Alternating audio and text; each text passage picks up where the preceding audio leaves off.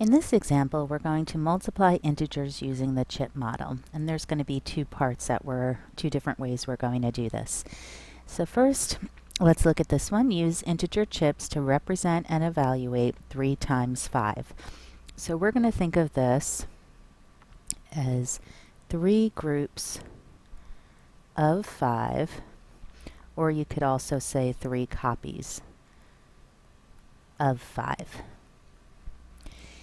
So let's fill out this table. Well, the number of groups is the first number, and the second number is the number in each group. So if we represent this with chips, we have 3 groups of 5. There's the first group, there's the second group, and there's the third group.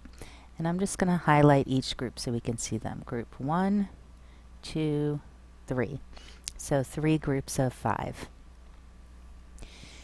Now we're asked to represent this in symbolic forms as both repeated addition and multiplication.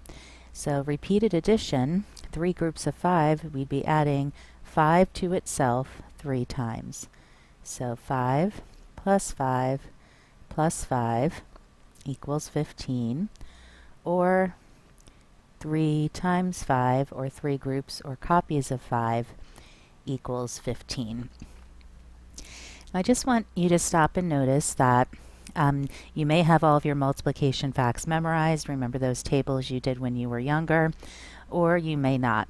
And this shows you why those multiplication facts are really useful. So it can take a while to say 5 plus 5 is 10 plus 5 is 15.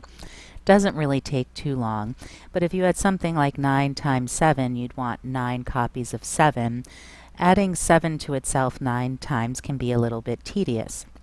So there's always a way, if you forget a multiplication rule, to figure out through addition what the answer is, but knowing your multiplication facts can help you do this more quickly. Let's look at the next one. Use integer chips to represent and evaluate 3 times negative 5. And notice the negative 5 is in parentheses, and these are right next to each other. So this is representing multiplication, not subtraction. That's the sign of the 5, which is negative, not an operation. So we have 3 groups of negative 5. Let's use our red pen for negative chips. So there's 3 groups. The number in each group is negative 5. So I'm going to use 3 copies of negative 5 negative chips. And just highlighting those, there's the first group, second group, third group. So, as repeated addition, we could think of adding up negative 5 3 times. And I'm going to put the negative 5 in parentheses. And again, this is so we can see, this is really just a notational component that we do to make it look nicer. If we had the addition next to the negative sign, it can be confusing, which is the operation.